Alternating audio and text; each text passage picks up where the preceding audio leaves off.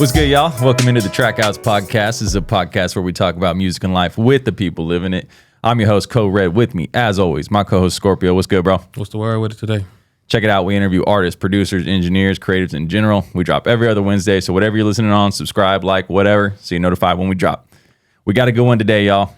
Our guest today is one of the most talented and consistent MCs and producers in and from Kansas City. His most recent project, Nothing Is Real, is out now on all streaming platforms. Please welcome to the podcast one of our favorite artists and the good homie, Jooby Truth. What's up, bro? I forgot you were talking about me.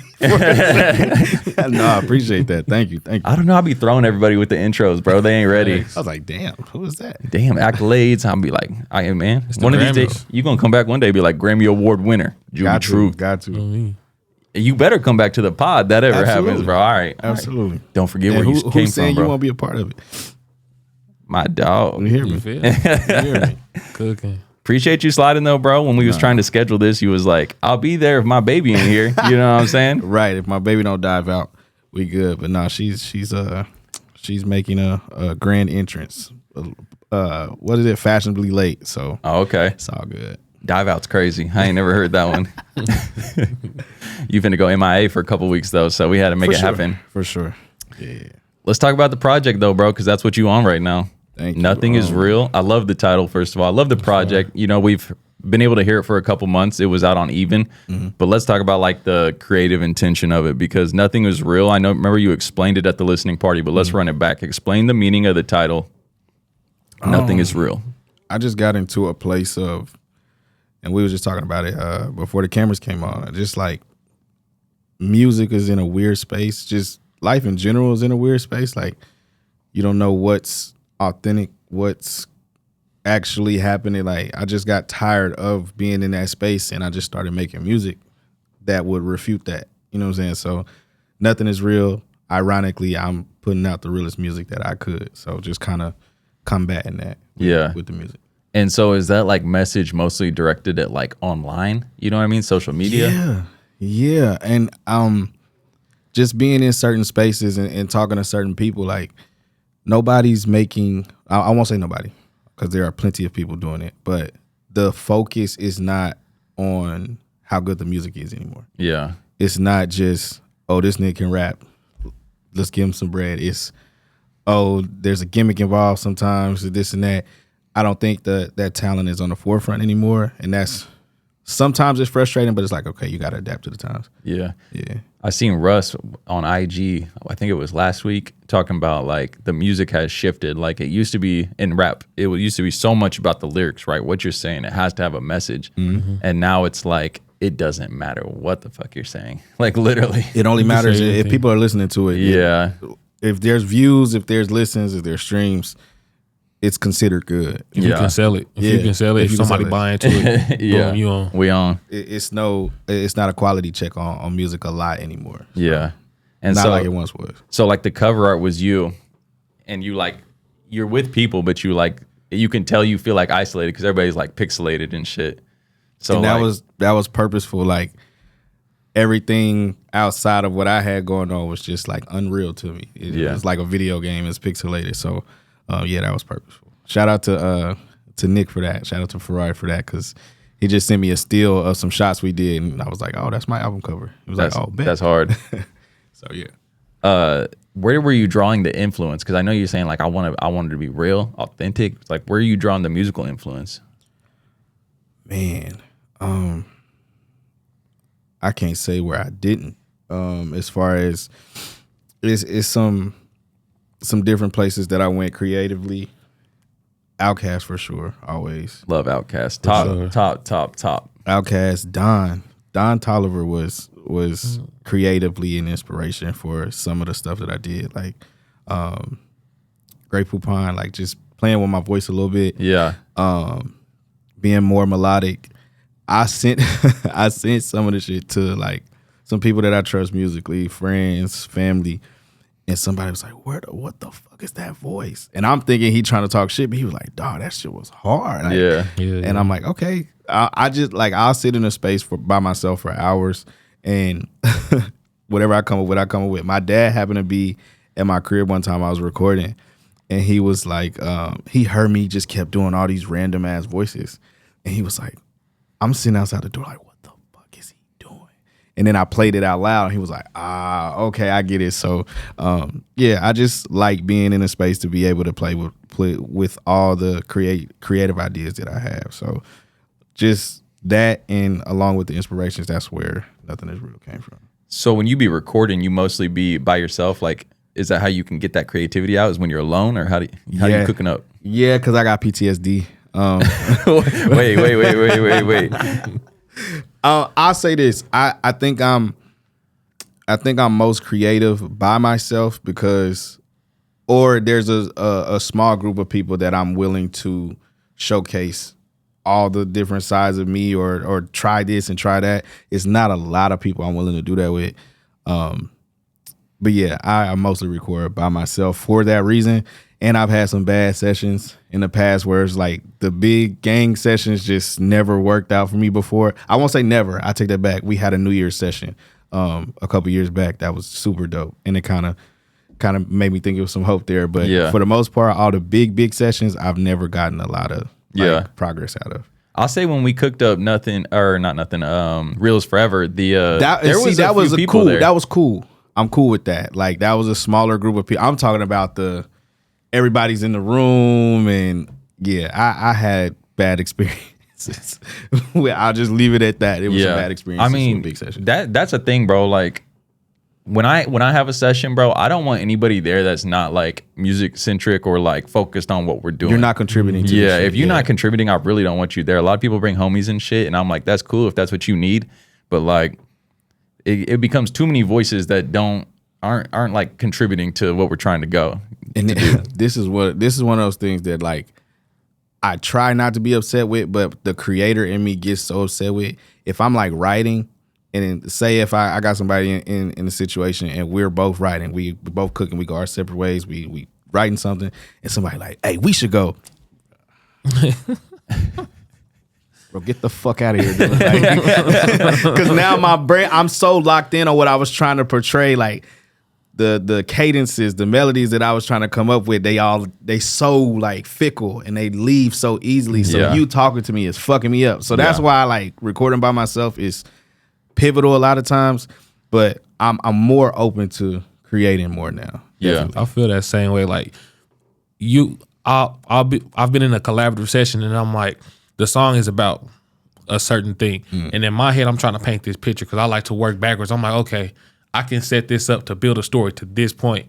And I'm in the middle of trying to figure it out. And they be like, bro, come on, you could just do this. Say it. I'm like, you want to wait a little bit? You want to wait? You want to hold on? Wait a minute. And then I start doing it, and they're like, oh, I see it. You have to be okay with I don't think it's awkward, but a lot of people feel it's awkward silence. Like, I can be in a room for hours without saying a word, and I am having a time of my life. I am cooking some shit. I might chuckle here and there because I done said some shit to myself. They're like, oh, that's hard. But like, my wife came to, or she like sat in the room for a second. I was like creating something, and she was like, this is boring. And I'm like, I could see why you say that. Yeah. But for me, this is so, like, I'm so at peace right now because I'm doing something that I care to do. But a lot of people can't. Like, somebody will just start a random conversation, or it'll go this way, and not like, bro, I'm such a dickhead in that space because it's like, I want this to be right. Especially like how competitive I am with my pen. I'm like, dude, I was thinking about this line. I've been putting this shit together for some days just to make this one line make sense. And this shit gonna be so tough. But you keep talking to me, and I can't make it make sense like I want it to make sense. And it's just one word I could be shifting around. But I'm a different person in that space for sure. Dude, some artists like to pull up, like, they'll be like, hey, I wanted to get this track mixed and mastered, but can I be there? And I'm like, you can, but it's gonna be boring as hell for you. I love it. You love being there for the mixing? I love it. Yeah. And I took her to a session too. And she a mixing session. I want to say it was like a couple projects ago. And she was like, this is cool, but it is kind of boring. Yeah. And I'm like, once again, I see why you say that, but I'm loving the process of seeing everything go from nothing to an idea to now it's fully out. Like, that's so dope to me. And I get weird about that shit. I'm a nerd when it comes to music. And I understand not everybody is, into that. So But yeah, I love the mixing process. So you want to be there, like anytime anybody's touching anything on your music, you want to be there So for Nothing Is Real, I wasn't in the room, but for the mixing. Right. Okay. Shout out to Juice. What he did was he communicated so well, and he had no problems. I'd be like, hey, this or that, I need to fix this or that. And he like, bet. And he got mad at me for not telling him. And he was like, bro, if you have, this is what you're paying me for. Like, Yeah. tell me what you want it to sound like. And I love the fact that he was like, send me references. Send me shit that you want this to sound like. Songs that you love and love how they're mixed. Send me those so we can like replicate that. And that was lovely. So it was a time and period, maybe I would say about maybe a month or two, where we were just trading mixes back and forth. And I would be doing something, like I would be mid-conversation like this, and then ding, hold on, y'all. So I love the process for sure. Bro, I love that because when I send a mix to an artist, I want you to like fucking listen to it right now. If you don't text me back it's for like like you 3-4 waiting. hours, I think it was ass. I like sit there and I'm like, fuck, I bombed it, dude. It's ass. Because like when anybody sends me stuff like that we're working on, I'm like that. I'm like, I gotta listen to this shit right now. Right now. Yeah. And what we doing, I coach football. Yeah. I coach high school football. It is a Friday night. We are at halftime. My phone vibrates, and I'm like, I shouldn't look at this, but I'm gonna look at it. But we cooling out on the sideline. The kids are in the other room. I'm in the little coach's room, and I look at it, and it's an email from Corbin, and I'm like, fuck, whatever. So I'm listening to it, and I call plays. I'm an OC, so like, while I'm trying to get my game plan together, I got shit just popping in my head bar wise, like, oh, I shouldn't have did that. I shouldn't have did that. But what we doing came from it. So shout out to Corbin. Did you guys catch a dub in the game? We did. We All did right, win the game. Good. We did win the game. Because otherwise you're gonna be looking back like, fuck, dude. We won the game. Let's put that shit on D&D from now on, bro. It almost helped because it was like a flow of ideas and everything just intertwined. So I was like, okay, baby, we good. That's dope. Yeah. Sports and music go hand in hand, man. For sure. But what was the timeline like for this project? Because we had Cooked Up Realist forever, like 3 years ago, like a long time back. No, that was COVID. 4 or 5 years ago, damn near. Damn. So it's like, I don't have a problem holding on to shit. so like Pat Mahomes came out in 2023. It was on Nothing Is Real. You had a project in between Pat Mahomes and Nothing Is Real. So what kind of timeline were you on for this? That's another thing. I feel like we're such a microwave society that we expect everything to go quick. So I just put myself in a position to be like, yo, if it makes sense, I'm gonna do it. And if that's not a quick snap process, it's not a quick snap process. And I love Pat Mahomes so much, and people love Pat Mahomes so much. Like, people have walked up to me that I've never seen a day in my life, like, hey, you got one. Thanks, bro. I appreciate it. And I didn't think it would make sense to put it on like a little EP or this and that. I think it deserved the company of the other tracks on Nothing Is Real. Yeah. And so actually, literally today, I was talking to somebody. She was like, you put Pat Mahomes on the album. I was like, yeah. She was like, I like that. So just being able to have it accompanied by other tracks that showcase the other creativity, and then you hear that, I think that was like if this was early 2000s, that would have been my single, so to speak. So I just wanted to do that. But as far as the timeline goes for everything, I actually got a whole nother album done before that. And I just didn't think it was time to do it because what I wanted to do, like surrounding it visually, creatively, I didn't have the means to do it like I want to do it and the time to do it like I want to do it. But I was like, okay, Nothing Is Real is cool. Playing out ideas. Like, I did a full out like storyboard for Nick. Like, hey, these are the ideas that I have, trying to craft it to where, like, I don't have $1 million budget, but trying to craft it to be like, okay, I want to portray this. How can we make this happen with what I have to give? And he was super communicative, like, okay, this is what we can do. And we shot everything, all the visuals for that in one day. Yeah. Shout out MKV. He Shout was out on the MKV. pod. He kind of walked us through that, which was crazy because everything looked so dope. It looked like you guys had like coordinated it so well, but like to do all that in one day is fire. I wish I could post, like, I real life had an outline and shout out to everybody that was in the visuals because they were super. It was a blizzard that day. Damn. A full out blizzard. And I'm like, I'm waking up seeing this knowing like, we're not shooting this shit. We are not shooting this shit. Like, all right, back to the drawing board. And I just threw it out there like, hey, is everybody cool? Is everybody good? And I added everybody that I had planned to come out, only 2 didn't show up. And it was like, oh, okay. So shout out to everybody that was a part of that. There's still more that I haven't posted, so it will be coming. But yeah, that was a day. Yeah. That was a day. Sure. My cousins, shout out Cortez especially. That fool slid backwards down a hill trying to get to that shoot and still pulled up. Like So- in the whip slid down. Yeah, Damn. yeah, it was that bad outside. Like I would. No, I don't have pictures. I wish I could have took a video or like vlogged how bad it was outside. Like people really still pulled up. So. Yeah. It was like when we had that bad blizzard. It was terrible. It was Yeah, like that was last November. It was horrible. Yeah, It dude. was wicked. Like it was people like, yeah, I'm gonna be there, and then all of a sudden it's like you get that text like, yeah, I ain't gonna make that, and I can't even be mad. Like, nigga, you're not gonna risk your life for my shit. Like, come on, bro, pull up. but nah, everybody that showed up was like, nah, we coming, we there. So yeah, it was dope. So when you say you got another project, you were sitting on Nothing Is Real and another project at the same time. No, so I had the other project done, and I'm looking at it, and like I said, I don't have a problem with holding on to shit until I feel it's right. Like it's like hooping. I don't want to force my shot, right? So I'm like, I got it, but I don't think the music would make sense without the visuals that I want to put together. So it's like, okay, all right, let's just keep creating, and then I get in another groove, and this other concept comes to me, and I'm talking to my wife.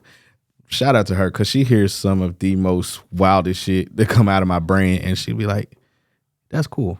So shout out to her because I know I'll run her ragged with my ideas. Like, what you think about this? And I'm like, bro, you hear the snare on that shit? That was like some Project Pat type shit. And she like, yep, pretty cool. Knowing she don't give a fuck about what I'm talking about, Yeah. but she just let me get my shit off. But no, I just got in another creative groove, and I'm like, you know what? I think I got something, and it was Nothing Is Real.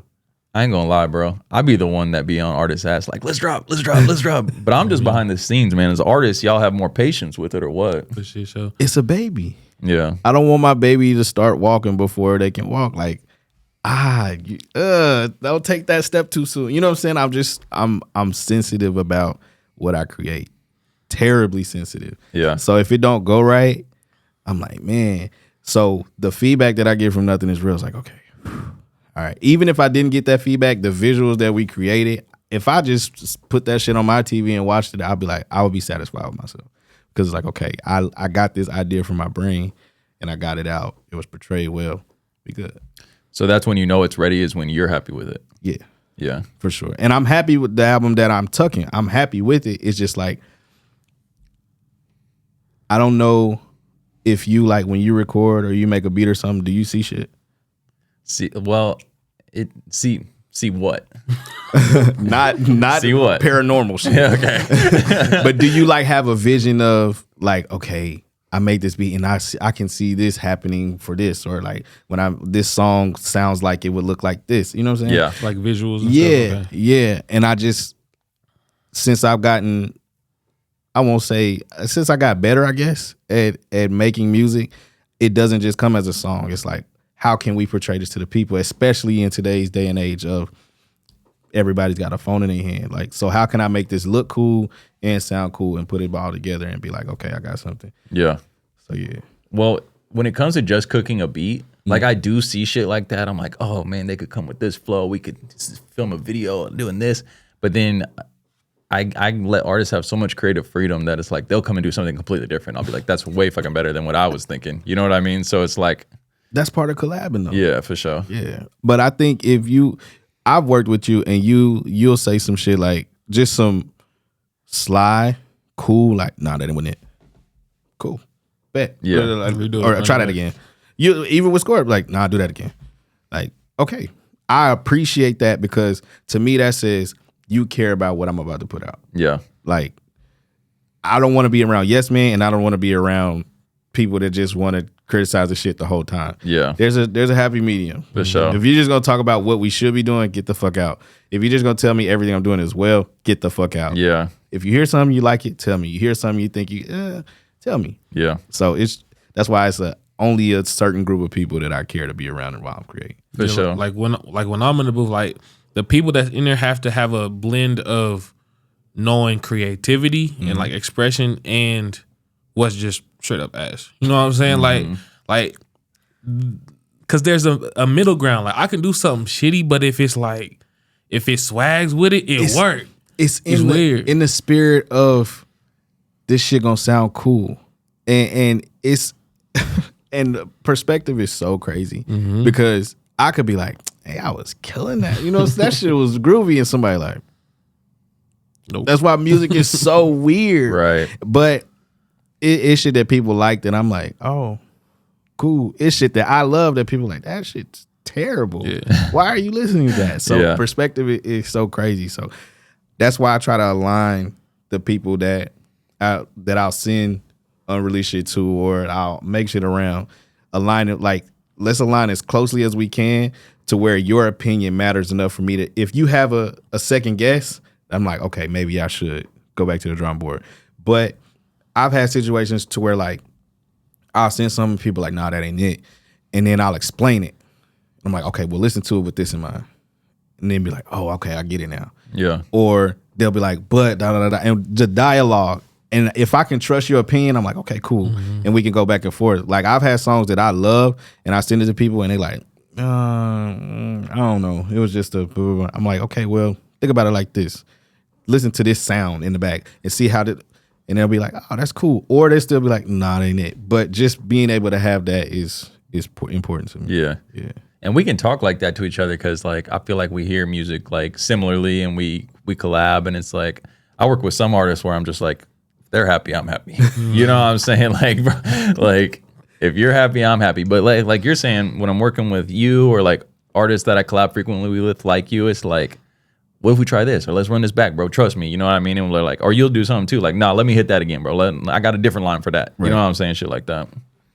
You have to be open to that, but once again, it has to be people that are worthy of that creative space. Yeah. That's the best way I could put it. Let their opinion hold a little bit of value Yeah. in what you're trying to do. Because little Jimmy just walked into the studio trying to tell me how to rap, and like, I'm gonna be offended because I'm an artist, so I'm gonna be sensitive about it. Yeah. I'm gonna be sensitive about it when Cody says it, but it's like, all right, this Cody, so all right, cool. Yeah.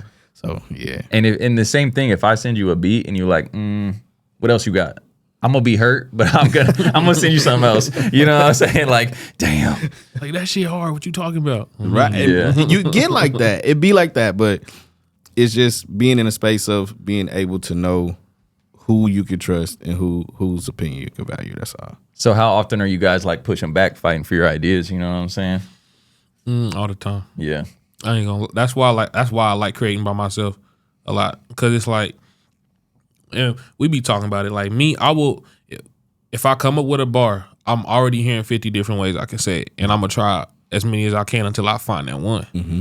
And people will shoot your idea down before you even get the chance to hear the idea that you're trying to get to. You're like, well, hold on, wait a minute, let me work this through, and then I do it, and I'm like, yep, that's the one. Sometimes if you're working with somebody, you can't do that. You can't get to that point. I fuck with cooking so much because it's so similar to music. It's like, if I'm making something and you know this shit is not done yet, why the fuck would you put your spoon in here? You know what I'm saying? And I'm so serious, like, you didn't even give me a chance to mix it how I want. You know what I'm saying? Like, Yeah.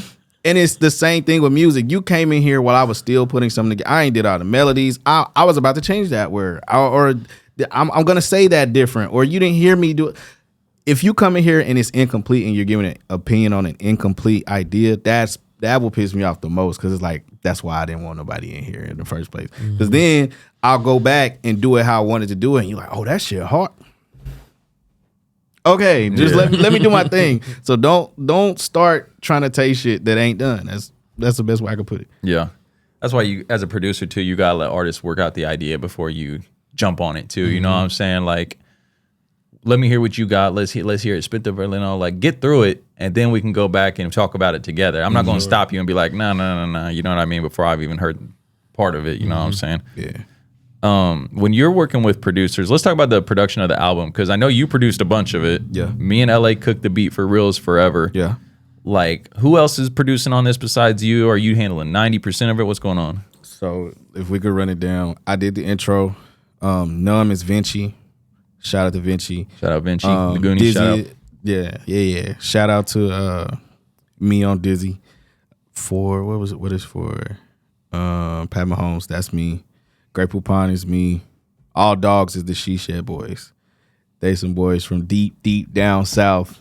Young boy and two young kids. They just love making music, and we're actually related to the same relative on different sides. And tragedy kind of brought that together. Ended up losing my aunt and uncle at the same time. Damn. And we went to the funeral. Shout out Braden and B. And my cousin was like, yo, he make music.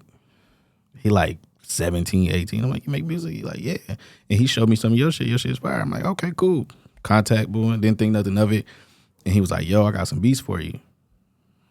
All right, cool. And All Dogs ended up being one of those beats. And he was so green, like, bro, just use it. I'm like, all right, let me get your public, all of that. He like, bro, just use it. Like, okay, we're gonna get that together. But they were just so eager to work, and still to this day, they might just randomly send me a pack of beats just cause. So, other producers, L, shout out the letter L Beats.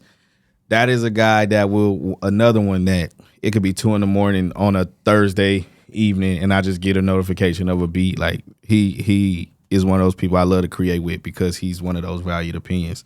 L is super dope. Corbin, we had that story. He did What We Doing. Yeah, that shit is so groovy.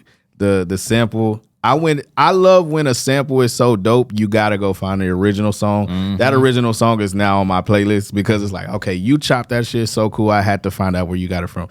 And we actually have like maybe 2 or 3 more that he's tucked. I don't know when he's gonna drop it, but we got some crazy shit together. I don't know why he hasn't dropped it. But yeah, and then shout out to you in LA. Off of that project, out of all those songs, which one is your Don't do it. Go to Don't do it. Don't do it. Don't you do it. Don't you do it. I'll give you mine. I like the Grey Poupon. Okay. And that Do Better. I like the Do Better. Do Better. It's cool. Do Better was a joke. It was something that I was doing on social media, like just putting little captions to it. Mm-hmm. I think one of the captions was like, it says, you got a BBL to work a desk job just sitting on the artwork. And it was just like a zoom out of me just like shaking my head at it. And my cousin was like, yo, this is fucking fire. He was like, I hope you have this on a project. And I had to add a verse to it. But as far as my favorite, Grey Poupon is up there because that was out of left field. That's one of those where like I walk out of the room and I'm like, where the fuck did that come from? What type of bag was I in? What type of shit was I on? And my mom she said that she was like, what were you thinking about? Like, I don't know. Numb, the intro, I can't really say. It's like trying to pick a favorite kid. That's fucked up. Like, yeah, y'all cool, but this is my favorite right here. Like, I can't do that. Numb was definitely like the hardest on there, you know what I'm saying? Like, and that's why it's important for me to work with different people because I don't think I would have ever gotten in that bag if I didn't hear that beat. Yeah. And that was the one that Goof did? Vinci, yeah. Vinci, yeah. For sure. My favorites is Dizzy and Really Real. Dizzy, like, I just love how you let that beat build. And I think we had talked about this, like, was it a listening party or maybe another time, how you had you was cooking the beat and like rapping and recording it at the same time. So it kind of naturally built like that. Literally. And that was, and going back to the conversation we had, my pop's one of those people I send music to. And I sent it to him and he was like, yo, I love it, but it feels like it's missing something. And what was crazy was I felt like I had added too much to it. And I said, go back, listen to it. I said, listen to what we talking about and hear like the off-key tune piano and like how eerie it is. And I said, listen to that with that in mind. And he listened to it. He was like, okay, I get it. And I said, I just didn't want to overdo it. I didn't want to underdo it, but I think I just found that happy medium. And Greg Whiskey, that is one of the hardest working niggas I've ever met in my life. Like, not even just musically, like that nigga does so much shit to get a bag. Like he cut hair, he cut grass, he do this, he do that. Like Greg Whiskey is a hard fucking worker, and I appreciate him. And told the story before, we met at one of the writing camps, and he was like super competitive, and it was the very first writing camp I went to. And I just felt like I had to assert myself, and I'm like, we rapping back and forth and shit. And then like we both just kind of give each other this nod of approval, like, all right, cool. It was like two bulls, you know how they just hit each other, just like, all right, I ain't fuck with you no more, I'm gonna just walk away. It was kind of like that. And then we start going to more writing camps, and I said, you know what, I got something for you. And he was like, what? Played it, old school, speaker to the ear. He was like, oh, say less. I got that. And I feel like we just played off of each other. I'm kind of asking the questions like, why you niggas like this? And he like, oh, let me tell you. That's hard. Like, and it just came together so dope. So shout out to Greg Whiskey for sure. So you met him at the writing camps. Yeah. You met that's A-Town's finest. You met Corbin on BET. Yes. Shay's the hometown hero. Absolutely. I mean, these are all features. That's my rap like, twin. Yeah. I said that multiple times, and I'll keep saying it. That's my rap twin. That is one of the people that, like, if I ask her to rap, I'm like, okay, I can't fuck around. Yeah. You're not gonna bite my head off. Yeah. So, yeah. And a lot of times she's writing it on the spot too. She writes, but she'll like play the beat and then she'll write it right there. You know what I'm saying? Like she's quick with it too. Yeah, I can't play with her. And then you said who mixed the project? Juice. He goes by Juice of All Trades. He actually just built a studio in LA, Citrus Studios. Shout out Citrus Studios. He does a lot of I like that name. Yeah. Does a lot. He plays on the Juice shit. It's pretty dope. Yeah. He does a lot of live stuff. He'll mix on the spot. He does contests for people to get shit mixed. But super dope individual. That relationship just happened super organically. Ironic Juice, but just we clicked creatively, and ever since we've been locked in. Yeah. That's why I like Really Real too. It's like it comes in with that soul sample, but it sounds so good. Like when your voice comes in, bro, like he did a great job. Thank you.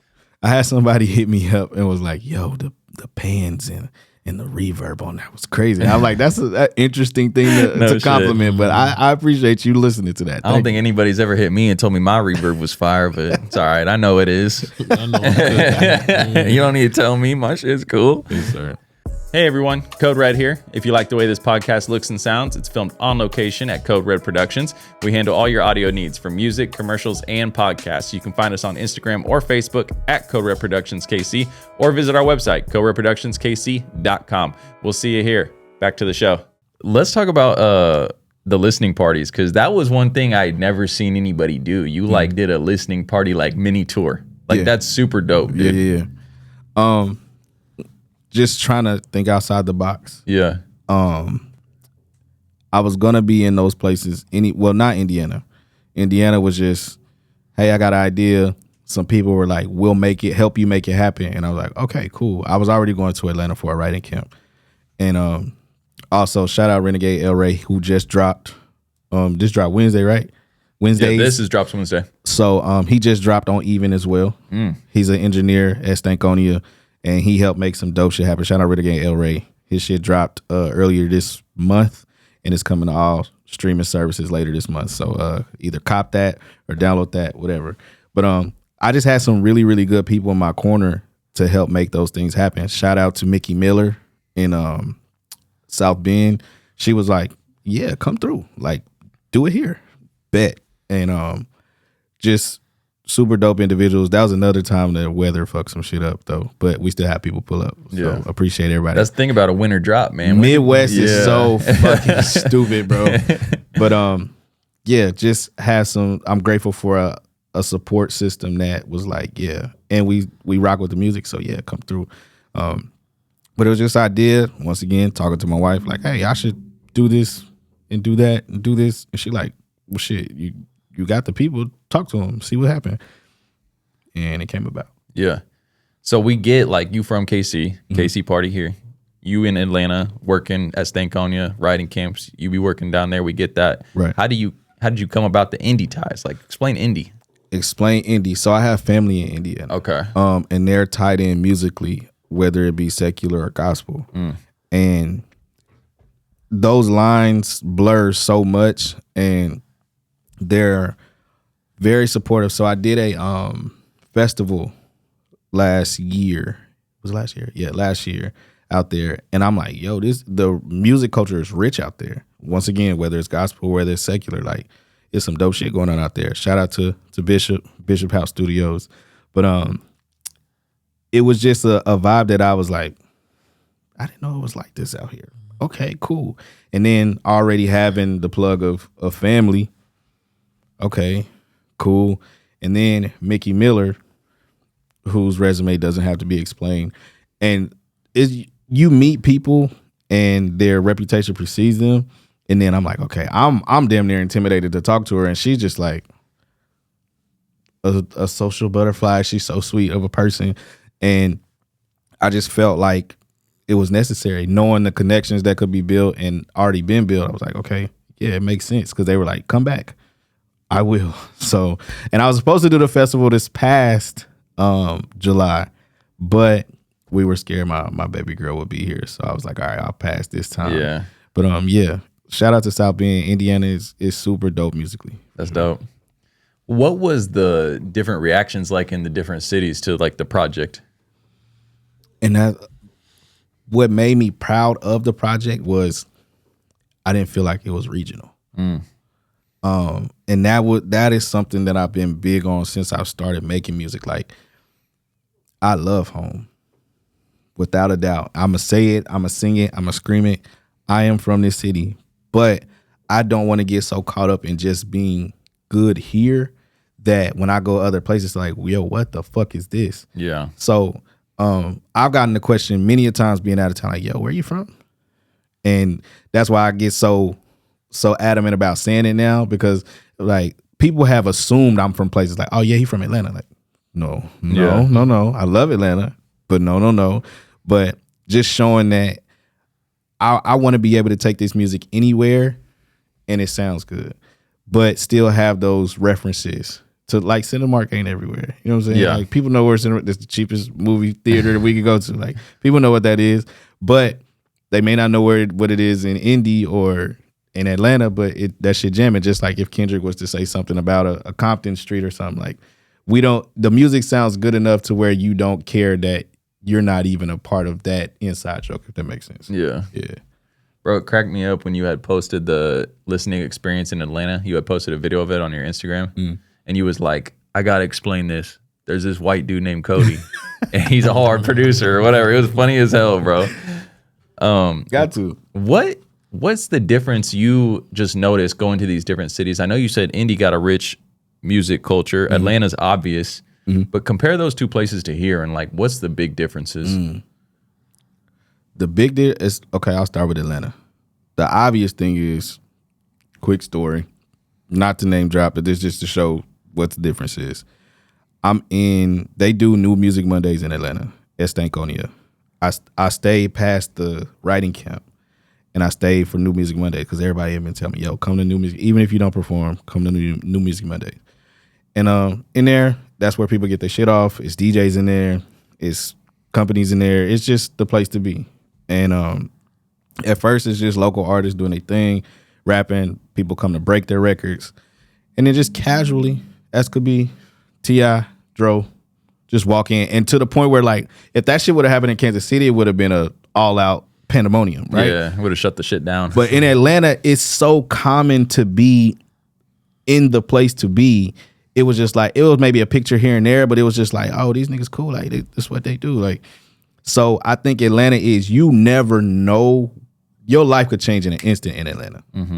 You could say the right thing, rap the right thing, and the right person be in the room, and you're out of here.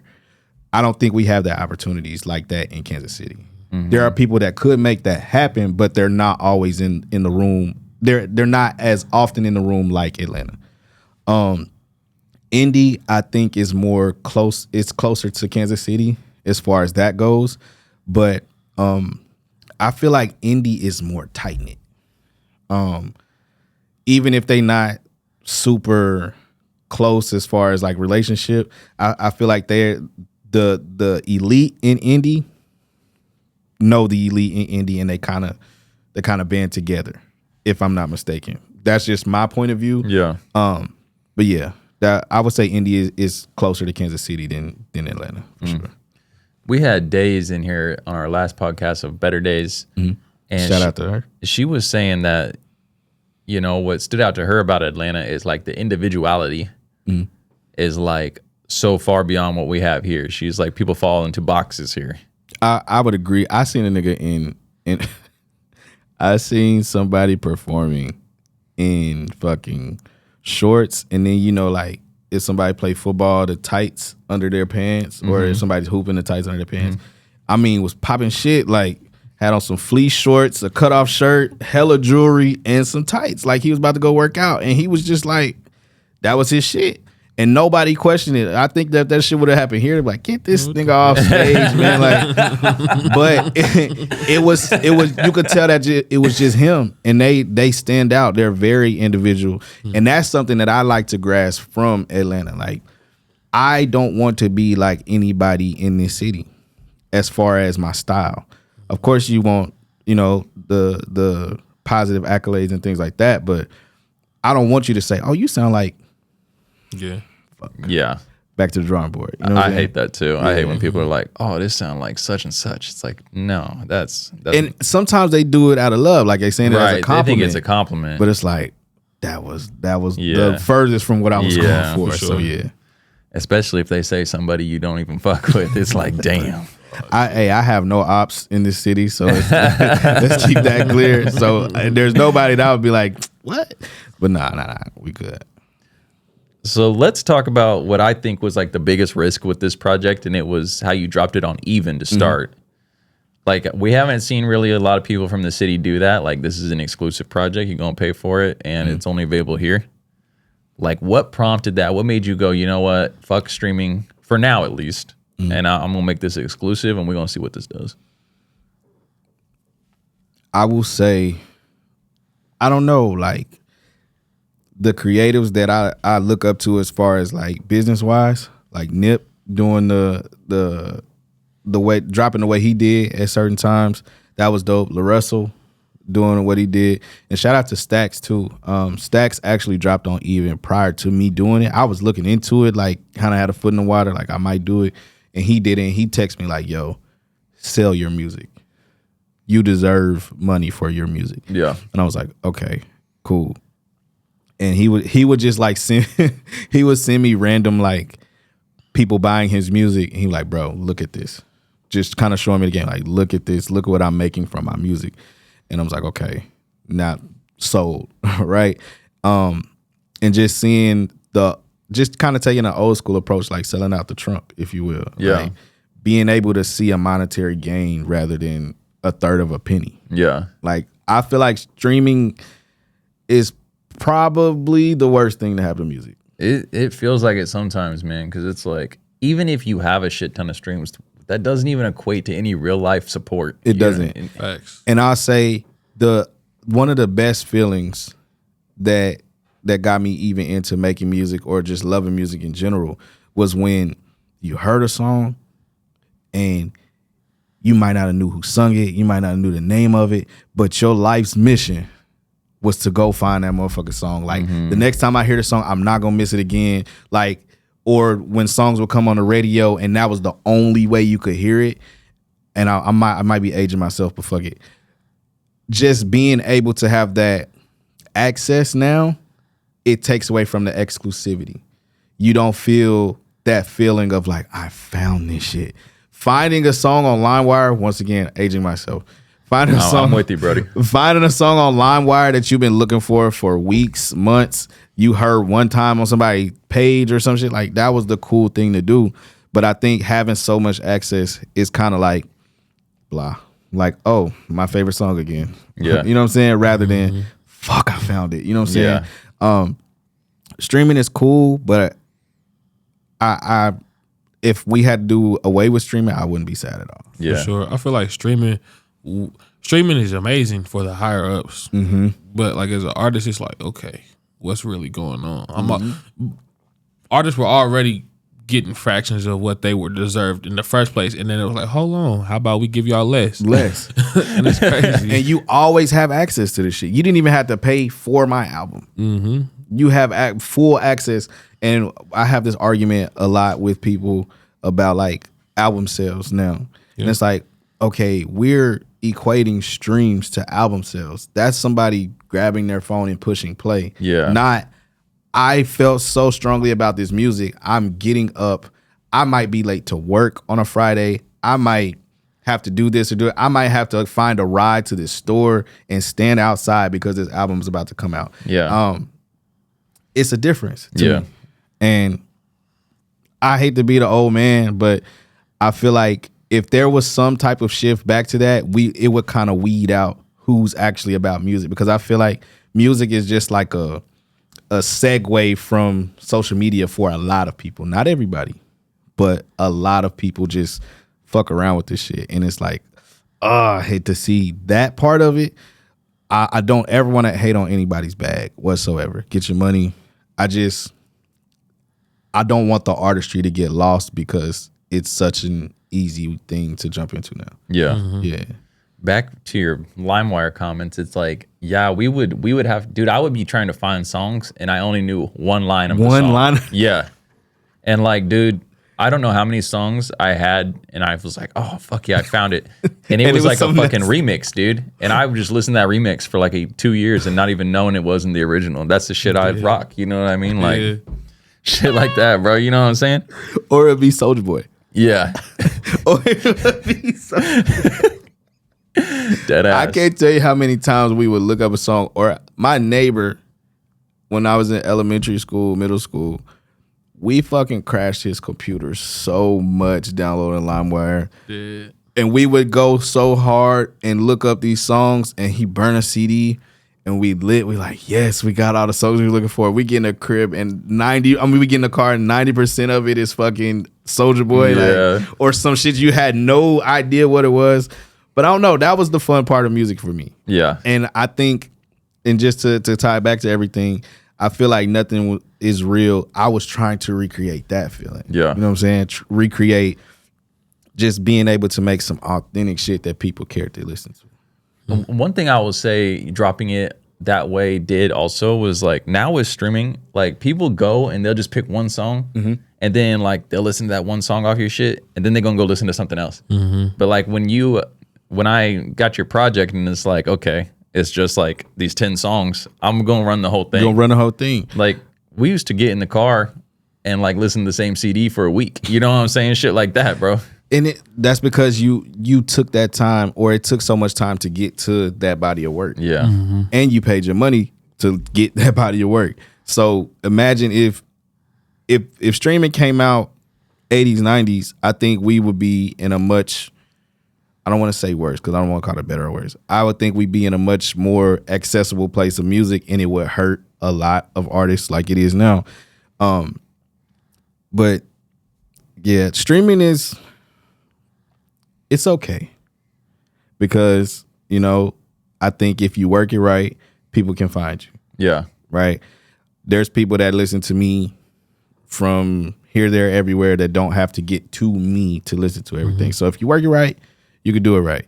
But I think there are some a lot of pros and cons that we could take away from it, and there's some cons. Definitely some cons. There's some It's cons. a gift and a curse. Yeah. Because like you said, like previous, like if you were a good artist and you had physical CDs out, ain't nobody in Australia gonna know who you is. Can't nobody touch it. But now it opens it more.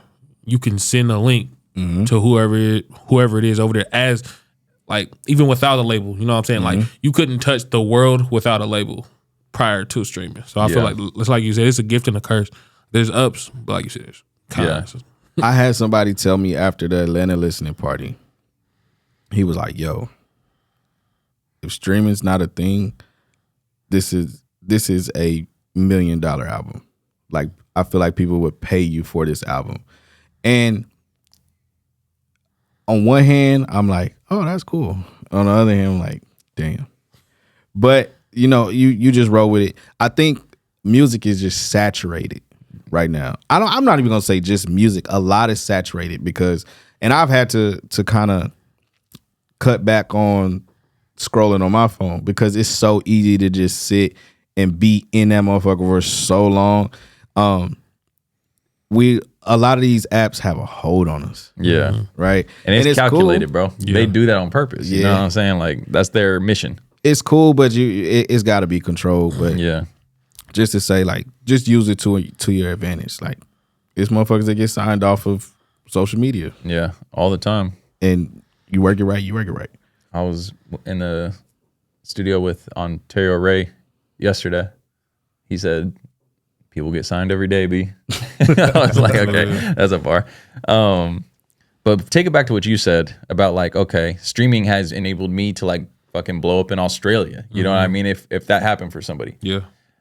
It almost feels too like it's killed like regional like music scenes. You know what I mean? Because like people don't need to go find out the music that's happening around them if I got all the fucking music in the world in my hands. In my fucking yeah.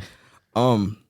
That's Go ahead. That's kind of like you know how people be saying like Kansas City music scene hasn't blown up a little bit yet or whatever. That's kind of what it is because we get a lot of the people around here that are just like consumers of music. They go get music from elsewhere. Like they're not looking for music that's directly right there. Back in the day before streaming, whoever was around you making music, that's probably what you was hearing, or what was spinning on the local radio. That's what you was hearing. That's another thing. Radio has taken a hit. I can't remember the last time I got in a car and turned radio on. Aux cord, right? I'd be on sports radio. Be on sports radio. I mean, but that ain't radio we talk about. Yeah. Huh? You be betting? You said what? You be betting? No, bro. Oh, damn. First of all, I'm terrible at it. Sports fanatic. Okay. I am a sports fanatic, but I'm terrible at sports betting. And you bet with your heart. Listen, bro. You bet with your heart. I've been there. Every time I fucking bet on some shit and either like I lose or like the worst case scenario shit happens in the game, I'm like, that's because I fucking bet on it, bro. Swear. I'll tell you one. I'm so superstitious. I'll tell you one. I did like a 10-legger, and the last one, you know, West Coast is the last games, the latest games. I had Steph for 20. The last leg I needed. I'm like, this is lit. Butter. It's my wife goes, he gonna fuck around and get hurt or something. Third quarter. He rolled his fucking ankle with 18 points. Oh my God. One shot away, bro. With 18 points. I'm like, I could have fought her. And I'm looking at my phone and I'm in the we end up going to like a kickback or something, and I'm in there stressed like, damn, this 10 could have turned into a band. Oh, and she like, what's wrong with you? I'm like, bro, get away from me. But nah, it's a thing. I don't bet big money though. I can't do that. Bro, big money, little money, I lose every time. I'm terrible, bro. I'm trying to turn a little change into life-changing money. I'm not putting big money up at all. There's a reason all these sports gambling companies are fucking billionaires, bro. You know what I'm saying? Like a drug. Yeah, nobody out here posting all their L's. Everyone posting the dubs, dude. Hey, 4 months apart. Hey, they had me fucked up. They sent me the Gambling Anonymous thing. Like, bro, I bet one time this month. Like, what are we talking about? Question. Yes, sir. What do you enjoy more, the performance or the creation? The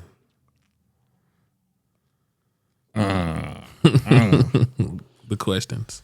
That's a hell of a question, because I'm performing with that creation process in mind, and I'm creating with that performance in mind. I'm like, oh, somebody's gonna love this, and then when I'm performing, like, I knew they were gonna love this. If I had to pick one, I say, damn, I'll say performing, because it all culminates. Like, that's everything coming together. Like seeing somebody sing something that came from your heart, your mind, word for word. That's an unmatched feeling. That's a unmatched feeling. Like, you like this shit? For sure. Cool. Bet. So I'll go performing. Yeah. I mean, that I feel like is probably becoming a rarer and rarer answer. Yeah. Like, because so many motherfuckers are just like studio rats. You know what I mean? Like they're great at cooking up in the studio, but they don't have the experience or they don't seek out the ways to perform. You know what I mean? So That's another lost art. yeah, I love performing. yeah. Like The release show you did for Nothing Is Real was like so fire, and the way you did that show was different too, bro. It was like just an evening with you, no openers. and shout out Bree. She was like, "Hey, you should why don't you just do that shit?" Yeah, I'm like, nah, I'm gonna get some. And she was like, "All right, just think about it." And the more I thought about it, I was like, you know what? You're right. It's something I would definitely do again. I'm definitely open to having openers, or not even openers, just other performers, co-headliners and all that. But I felt that at that point in time, it was needed for me, just to show myself like, okay, you still have something here. Because music gets daunting. The money you spend, the ideas that fall through, this and that. But I think that was I told Joe this too when I talked to him on this podcast. He came, we interviewed the night after or the day after. That was a godly experience for me. You know what I'm saying? Like, I've told people that creating and performing is probably the closest I am to God. yeah, Like, I don't even see, I mean, I see y'all, but after it's like a out of body experience. Right. Like, what the fuck just happened? It's like in tune with your ability that you was Absolutely. given, and you just like, bro. I don't feel my mouth moving. Pause. I'm not understanding what's going on. Like, it's second nature at this point. I'm not even thinking about what I'm saying anymore. It's just happening. And I'm like, yeah, and it goes so fast. yeah. The time like when you get off stage is like, fuck, that was out there for like a minute. Right. Yeah. And like I said, it's something that I would definitely do again, but I'm also not opposed to, adding some cool people on the bills. But I definitely want to do a show soon. Well, the way you kind of did that too, where it was just like just an evening with Jooby, it kind of like fell right in line with like how you released the project. You know what I mean? It's like the whole project is fucking exclusive, including the show. You know what I mean? So it was kind of the same vibe. For sure. And I had so much fun that night because I had dropped it, and knowing that it was exclusive and you could only buy it, and people still like vibe with it and were able to like know the words and stuff. That was like, Yeah. That was lit, bro, seeing like how reactive the crowd was to like the music. Like we was in there singing every fucking word. Like the support was fire. fire. Shout out to all my friends. I got a great group of friends. They're very supportive. So what prompted you to say, all right, July, now's the time to finally put this bitch on streaming? I'll say this. It was some things that went on behind the scenes that I won't speak all the way on, that just kind of took my mind off of music, period. Just like, I don't know if you paid attention, but there wasn't a lot of posting. It wasn't a lot of this. I just stepped away mentally for a second and was like, once I'm cool, we back at it. And that was just what it was. Like, and I was cool much before I dropped. You know, I'm not saying I was not cool, but it was just like, just taxing. You know what I'm saying? Some things going on behind the scenes. Like, we still live when we artists. Right. So like, real life. Everybody assumes like, oh, you rap. Just rap about that shit. Nigga, like, no, it's still shit going on behind the scenes, but I just had to take some time for myself and get it together. And as we can see, we got streaming services everywhere. So that was like your intention always? Like, I want to wait like 6 months and put this on streaming, or you wanted to wait shorter? Like, what's... I never gave myself a timeline. Okay. I knew I was going to put it on streaming. Like, that was the even thing was the initial drop, but I never gave myself a timeline. If it would have ran a year, it would have ran a year. If it would have been a month, it would have been a month. I don't think I would do this long of a gap between anymore. Definitely not. Unless sales were just astronomical. Yeah. I wouldn't do that long of a wait anymore. But no, there was no timeline in mind when I did it. I was like, okay, at some point I'll put it up there. So when you finally just rounded back to like, okay, let me tap back into music a little bit, you're like, fuck it, now's the time, it feels right? Yeah. Yeah. Yeah, it was like certain things and certain milestones that, you know, I'm like, okay, this is cool, this is cool, this is cool. All right, we back. Yeah. And it just happened like that. And I feel like when you had announced like Nothing Is Real coming to streaming services July, what was it, 25th or whatever? It was like, that was actually exciting because I was like, so many people that were fucking too lame to go buy it will finally get to hear it. And that is it's a bittersweet thing because it was like people like, yes, finally, like, you bitch ass nigga. Like, but then again, it's like you're excited to hear me, so it's like, all right, I'll take that. Yeah. But it was a bittersweet moment, but it's almost like a second win. Yeah. Okay, people that bought it are still like, okay, I'm excited to just see you on my streaming services. Like, so Yeah, cool. that's how I felt. And I know like we're just sitting here dogging on streaming because it is ass, but like it was just like, oh wow, I can just like see this album on Jooby shit now. That's cool. You know what I mean? Let me be clear. As a consumer, I love streaming. Yeah. As a consumer, Yeah. For sure. I pay $10 a month. I get everything the fuck I want. Yeah. Cool. Well, that's why it's never going away. As an artist, that's where it's like, damn. Yeah. But as a consumer, I love streaming. Yeah. Yeah, for sure. And so like this second wave of reception, like is that been happening? Like new people are tapping in, showing love. Yes. Yes. And it was like, I knew this day was coming, and it's almost like I listened to this shit so much before I dropped on even listen daily listen. My son would get in my car. My son knows my album word for word. Yeah. Involuntarily. I'm like, hey son, I just got to check this out. And he like, cool dad, just play it. And just knowing how much I listen to it, once I'm done with an album or like I put it out, usually mentally I'm done with it. And it's just like, whew, all right, next thing. But I guess this time around doing it like that, it's almost a resurgence for me too. Like, oh, this shit is dope. Yeah. So just being able to kind of resurface that and do that again, that was cool. Yeah. And we had talked about this like for a second before the cameras came on. I was like, on What We Doing, when you was like, if you hearing this, it means your bitch ass did not buy the album. Shout out to Corbin, because he had, I hit him up and was like, yo, what you think about me putting that on my album? Like, I need that. And he was like, the more it listens, the better. Yeah. I'm like, okay, cool. I'm like, yeah, put it on there. So when he dropped his album, Never Falling Off, and I seen he put it on there, I was like, I thought I might run into some problems uploading it. And I did run into some problems uploading it. And I was like, well, fuck it. That's just a song people don't get. That's the exclusivity that even came with you got that song on the album. Yeah. So to be able to kind of VIP the buyers for a second and say, nah, you got the full album. Everything was together. So yeah, that was what I was going for. That's dope. Well, I'm happy the album's on streaming. I ain't gonna lie, because now part of that convenience now is like, shit, let me throw on really real quick. You know what I'm saying? Yes, sir.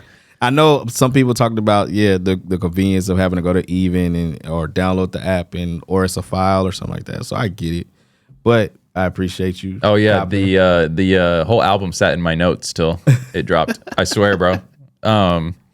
So you would do that again in the future? Your next project, you're gonna be like, I'm doing Even again. I would definitely revisit it. Yeah, because one, I don't think I would do it the same exact way. There would be some exclusivity attached to it that would be more of a, okay, I'm gonna buy it instead of waiting this month or two to get it on streaming. Like that was the goal with this one. It's just some ideas didn't happen like they should have. But yeah, just having something that makes it worth your while for buying, and not just the album, some exclusive. Maybe it's a show you can come to. Maybe it's some merch. Maybe it's that. And even it's so dope with that it's endless possibilities. So yeah, I would definitely revisit it. My last question I have for you, as an artist that has been working in Atlanta, that went and did the listening party in Indy, you've been all over the place. What is KC like? This is such a generic question that we talk about every other day. Like, what do we need to help elevate our scene to like those cities? Was it more like resources, platforms? What do we not have here that like these other cities seem to be able to put together? I don't think we lack okay, I'll say this: the opportunities are endless in those bigger cities. Once again, you could walk into a restaurant and see who you need to see, and if they felt like hearing you out that day, it's up. Yeah. I think what we need is the people who have broken that mold and gotten somewhere. What we need is to tap in more with them, being able to have them be accessible, because there are some big name people from both sides of the water that could put a lot of people in position. And it's not that, I don't even think it's that they don't want to. I don't think they had the chance to like be in that room and see that there's talent here. So I think it's just more collaboration from an artist standpoint. The executives, there's executives from this city that are serious deals. There are artists, the Techs and the Joe Blacks of the world, just putting them in the mix. I think that's it. And once all that starts to happen, I don't think it'll be a problem to say Kansas City got something, because every time you go to a show or every time you see something or somebody happens to make some noise, it's like, see Kansas City, and it's a dime a dozen here. Yeah. We just need more light. That's it. Yeah. For real. So you're saying we can do it though? Like we Absolutely. can become a hub like that? Absolutely. Look, nobody thought the Chiefs would ever be good. Facts. Now They was handing tickets out at fucking Price Chopper with Pepsis. With the Tony Gonzalez jerseys with the turtlenecks under it. Like, that used to be a thing. And I think it's because we're considered a small market, but shit, I don't think there's anything we can't do. Music, movies, fashion, anything. It's all right here. I just think it needs more light. Just shed more light on it. For sure. I think you're one of the brighter lights we have, bro. So Appreciate you. I appreciate you sliding. That's it for us.